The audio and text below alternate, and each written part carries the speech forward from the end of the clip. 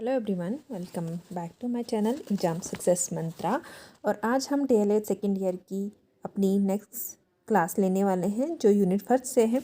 इसमें जो हम जानेंगे, आज हम जानेंगे कि अनुबंधित अनुक्रिया की विशेषता ये क्या है। इससे पहले जान चुके हैं अनुबंधित अनुक्रिया क्या होती है, अनुबंधन का क्या अर्थ है, उसकी विशेषताएं, उसकी शैक्षिक उपयोगिताएं, है ना, ये सब उसके तत्व जान चुके हैं। आज हम जानेंगे कि उसकी विशेषताएं क्या है। तो इसका पहला है अनुबंधित अनुक्रिया विशिष्ट होती है, स्पेशल होती है।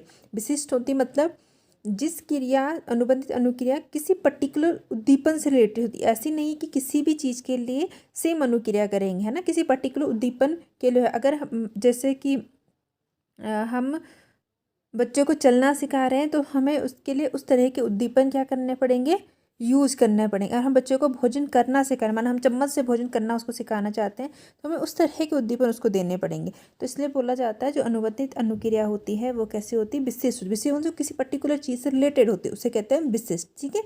अर्थात यह केवल संबंध उद्दीपन से ही पैदा होती है।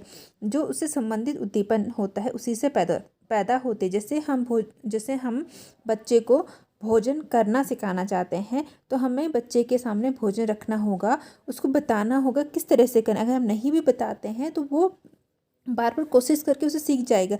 लेकिन अगर हम उसको भोजन कराना सिखाना चाहते हैं बट हम उसके सामने पानी का गिलास रख दें, क्या वो उस कंडीशन में भोजन करना सीख पाएगा? नहीं।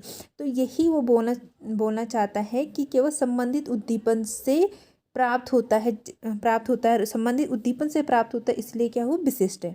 अन्य उद्दीपन का इस पर कोई प्रभाव नहीं पड़ता है। मतलब हम अगर उसको बच्चे को भोजन करना सिखाना चाहते हैं तो हमें उसको भोजन देना पड़ेगा। उसे पानी दें, दूध दें, कॉफ़ी दें, अदर्स चीज़ दें, कोई फ़र्क नहीं पड़ता। उसका कोई इफ़ेक्ट हमें उसकी लर्निंग में या उसके अनुक्रिया में नहीं दिखाई देगी, ठीक है। नेक्स्ट पॉइंट है अनुबंधित अनुक्रिया अस्थायी और अस्थिर होती है।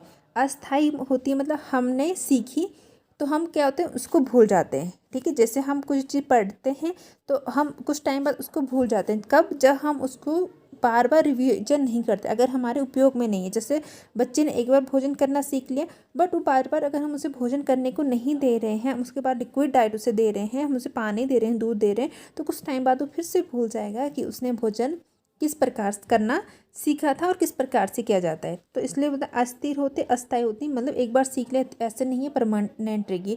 तो वो कुछ टाइम बाद क्या हो जाता है, उसका विस्मरण हो जाता है। कुछ समय पश्चात उसका प्रभाव कम होने लगता है और अगर बिल्कुल हम उसे रिपीट ना करें तो हम उसको क्या कर देते हैं, वो बिल्कुल समाप्त हो जाती है, ठीक है। उपयोग के अभाव में अनुबंधित अनुक्रिया समाप्त हो जाती है। अगर हमने कोई चीज़ सीखी और हम उसको यूज़ नहीं कर रहे हैं तो धीरे धीरे वो समाप्त हो जाएगी। वयस्कों की अपेक्षा बच्चों में अनुबंधित अनुक्रिया आसानी से स्थापित हो जाते हैं। जो वयस्क होते हैं यानी जो बड़े लोग होते हैं, जो फुल्ली डेवलप है, जिनका ब्रेन डेवलप हो चुका है, उनके अकॉर्डिंग क्या, जो बच्चों को अनुबंधित अनुक्रिया आसानी से सीख लेते हैं। क्यों? अगर वयस्क को हम सिखाएंगे तो उसमें अपना दिमाग, अरे ये चीज़ ऐसे क्यों है, ऐसे करो, ऐसे कर सकते हैं। लेकिन बच्चों के साथ ऐसे नहीं, उनको जैसे उद्दीपन होगा उसी के अकॉर्डिंग अपनी क्रिया करते रहते हैं। इसलिए कहा जाता है कि जो बच्चे होते हैं वो अनुबंधित अनुक्रिया को आसानी से सीख लेते हैं, ठीक है। ठीक है, फिर ये यहीं पे समाप्त होता है। मिलते हैं अपने नेक्स्ट लेक्चर में।